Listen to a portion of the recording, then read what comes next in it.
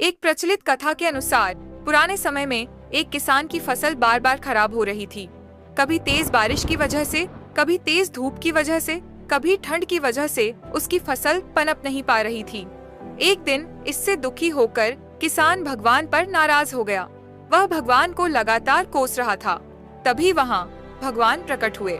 किसान ने भगवान से कहा कि भगवान, आपको खेती की बिल्कुल भी जानकारी नहीं है। आपकी गलत समय पर बारिश कर देते हो, कभी भी तेज धूप और ठंड बढ़ा देते हो।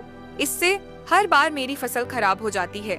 आप मेरी अगली फसल तक मेरे अनुसार मौसम कर दीजिए। जैसा मैं चाहूँ वैसा ही मौसम रहे। ये बातें सुनकर भगवान ने कहा कि ठीक, अब से ऐसा ही होगा। ये बोलकर वे अर्थ ध्यान हो गए। अगले दिन से किसान ने फिर से गेहूं की खेती शुरू कर दी।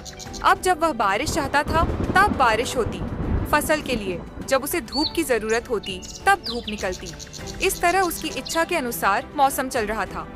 धीरे धीरे उसकी फसल तैयार हो गई। हरे भरे खेत को देखकर किसान बहुत खुश था। जब फसल कटाई का समय आया तो उसने देखा कि फसल की बालियों में गेहूं थे ही नहीं, सब की सब खोखली बालियां थीं। ये देखकर उसने फिर से भगवान को याद किया।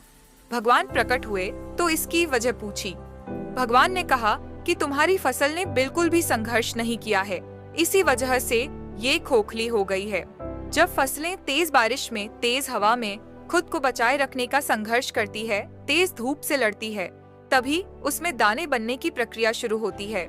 जिस तरह सोने को चमकने के लिए आग में तपना पड़ता है, ठीक उसी तरह फसलों के लिए भी संघर्ष जरूरी होता है।